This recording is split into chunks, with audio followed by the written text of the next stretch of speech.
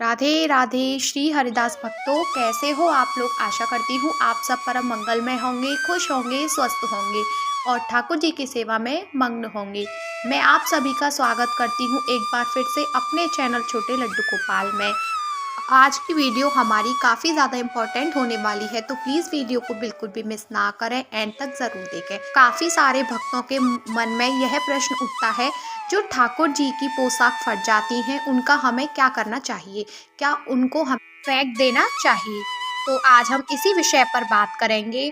तो बिना देरी करते हुए वीडियो को स्टार्ट करते हैं। आज के समय में हर घर में ठाकुर जी की सेवा बड़े ही प्रेम भाव से की जा रही। लड्डू गोपाल को रोजाना स्नान कराने के बाद हम उनको पोशाक भी पहनाते हैं। फ्रेंड्स, हम लड्डू गोपाल को ऋतु के अनुसार ही पोशाक पहनाते हैं। अगर गर्मियां हैं तो ठाकुर जी को कॉटन वाली पोशाक पहनाते हैं, अगर सर्दियां हैं तो हम उनको ऊनी पोशाक पहनाते हैं। लड्डू गोपाल को हम जब भी पोशाक धारण कराते हैं तो हम मौसम के अनुसार ही कराते हैं।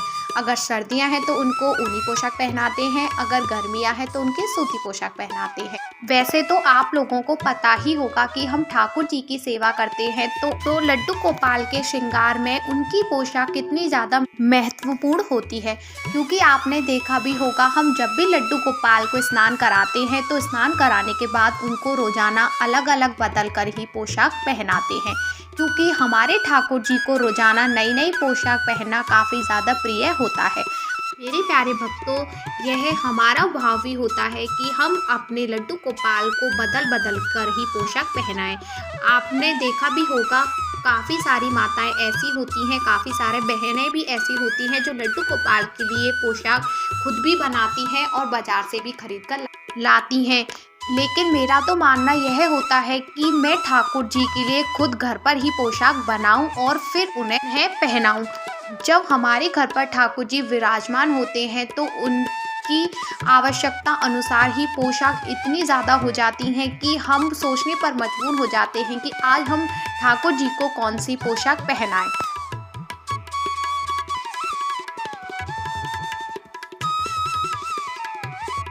मेरे प्यारे भक्तों, ठाकुर जी के पास इतने सारे वस्त्र होते हैं क्योंकि हम उनके लिए उनकी ज़रूरत के अनुसार ही खरीदते हैं। वे ऐसे लीला करते हैं कि हमसे खरीदवा ही लेते हैं। अगर गर्मियां हैं तो हम लोग गर्मियों के अनुसार खरीदते हैं, अगर सर्दियां हैं तो हम सर्दियों के मुताबिक खरीदते हैं, और रात्रि के लिए भी हम लड्डू गोपाल के लिए अलग से कपड़े खरीदते हैं ताकि हमारे लल्ला चैन की नींद सो सकें। तो ऐसे में हमारे ठाकुर जी के पास बहुत सारी पोशाकें हो जाती हैं। प्यारे भक्तों, जब भी कोई त्यौहार आता है तो उसके अकॉर्डिंग हम लड्डू गोपाल के लिए नई पोशाक खरीद कर लाते हैं, और जब भी कोई विशेष पर्व होता है हम तभी लड्डू गोपाल के लिए नई पोशाक खरीद कर लाते हैं। मेरे प्यारे भक्तों, हम लड्डू गोपाल की सेवा एक बच्चे की तरह ही करते हैं। हम लड्डू गोपाल जी का भी ख्याल उसी तरह रखते हैं जैसे कि एक छोटे बच्चे का रखा जाता है। हम लड्डू गोपाल जी की ज़रूरतों के अनुसार ही उनके कपड़े भी खरीदते हैं, और जब हम लोग कहीं भी बाहर जाते हैं तो वहाँ से भी अपने ठाकुर जी के लिए नई पोशाक खरीद लाते हैं। क्योंकि यह भक्त का भाव होता है, वह चाहता है कि हम रोजाना लड्डू गोपाल को नई नई पोशाक पहना सके, क्योंकि हमारे ठाकुर जी सबसे प्यारे लग सके। मेरे प्यारे भक्तों, हमारे ठाकुर जी के पास इतनी सारी पोशाकें होती हैं तो उनमें से कई पोशाक फट भी जाती हैं और कई सारी पोशाक पुरानी भी हो जाती हैं। तो ऐसे में हम उनका क्या करें।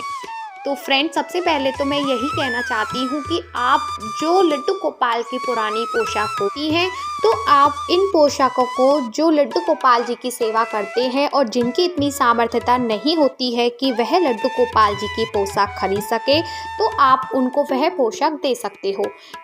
अब हम इस विषय पर बात करते हैं कि जो ठाकुर जी की पोशाकें फट जाती हैं उनका हमें क्या करना चाहिए।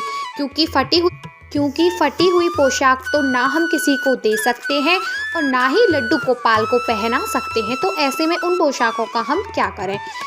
मैंने ऐसे काफ़ी सारे भक्त देखे हैं जो लड्डू गोपाल जी की पोशाक फट जाती है तो वह उन पोशाकों को कचरे में फेंक देते हैं या फिर नाली में फेंक देते हैं। यह सब गलत है, आपको बिल्कुल भी ऐसा नहीं करना है। जो पोशाक हमारे ठाकुर जी एक बार धारण कर लेते हैं वह प्रसाद बन जाता है और हमारे शास्त्रों में कहा गया है कि लड्डू गोपाल से संबंधित कोई भी वस्तु हमें इधर उधर नहीं फेंकना चाहिए। जो भी पोशाकें लड्डू गोपाल जी की फट जाती हैं उनको आप इकट्ठा कर कर भूमि विसर्जन कर सकती हैं। आप लड्डू गोपाल जी की फटी हुई पोशाकों का भूमि विसर्जन कर सकती हैं, लेकिन आप उनको कचरे में और नाली में नहीं फेंक सकती हैं।